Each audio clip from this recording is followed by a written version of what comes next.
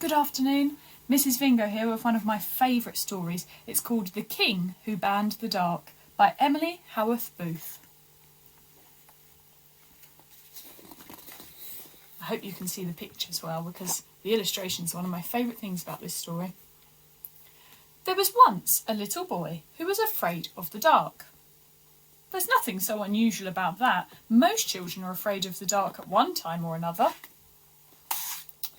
But this little boy was a prince, and he decided when he became king he would do something about the dark.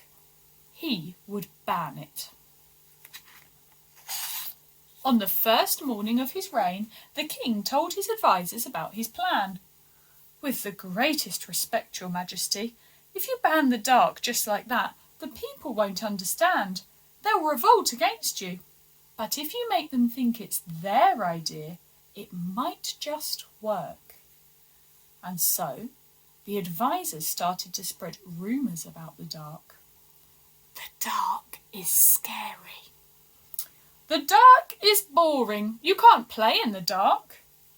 Read all about it. The dark is stealing your money. The dark is taking your toys and sweets. The people had never really worried about the dark before, but all of a sudden it seemed like a really bad thing. So they marched to the palace and demanded a ban on the dark. Ban the dark! Dark is bad! End dark now! Dogs against the dark! Very well, said the king. From now on, the dark will be banished from this land. And because everyone had got what they thought they wanted, everyone thought they were happy. To make sure it would never be dark again, an enormous artificial sun was installed above the palace. Left a bit, right a bit. Even when the real sun set, the artificial sun kept shining. All day and all night it glowed in the sky. Curtains were taken down, anti-dark hats were issued, lamps shone from every window, 24 hours a day, 7 days a week. Light foods, light hat company, torch town, no dark. And the people stayed up all night celebrating, which was easy because it never got dark. Even the dog is wearing a light hat. But soon, the people were tired of celebrating. In fact, they were just tired. With the lights on all the time, no one could sleep at all.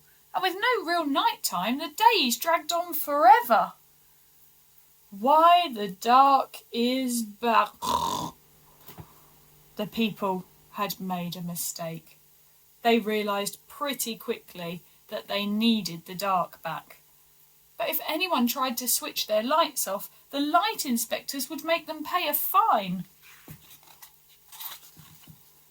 As the king tried to sleep under the glare of 100 light bulbs, he heard shouts from outside the palace.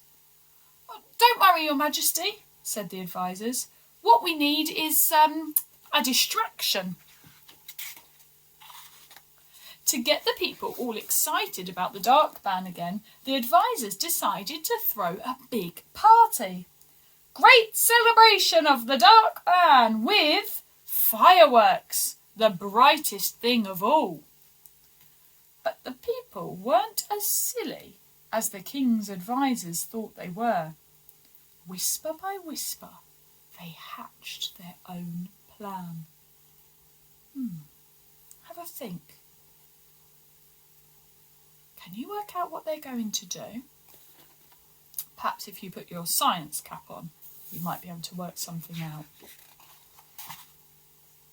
On the night of the great celebration, the king stood on the roof to watch the fireworks.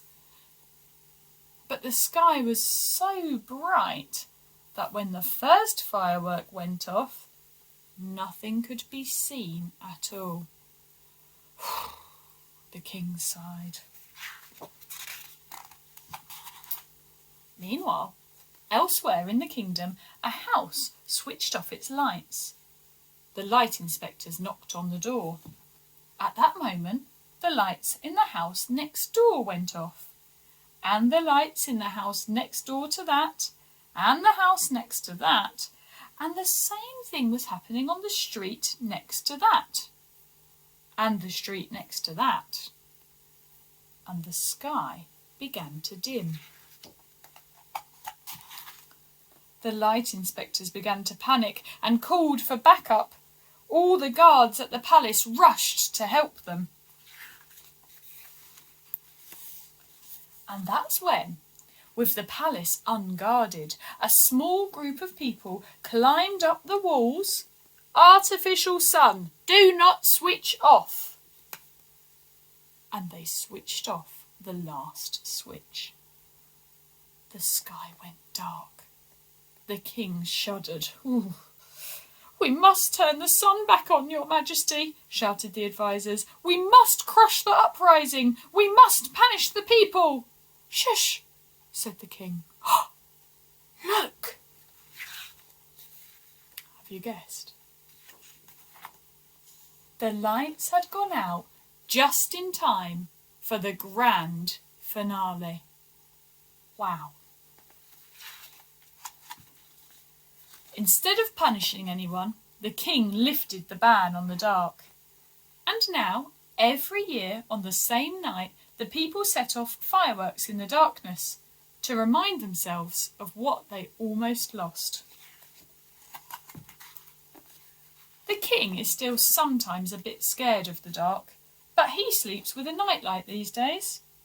If only he'd done that in the first place, this whole mess could have been avoided. And that's the end.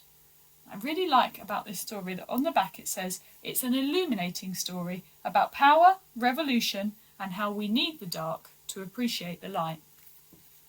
I hope you enjoyed that, and I hope you're staying safe. I look forward to seeing you very soon. Goodbye.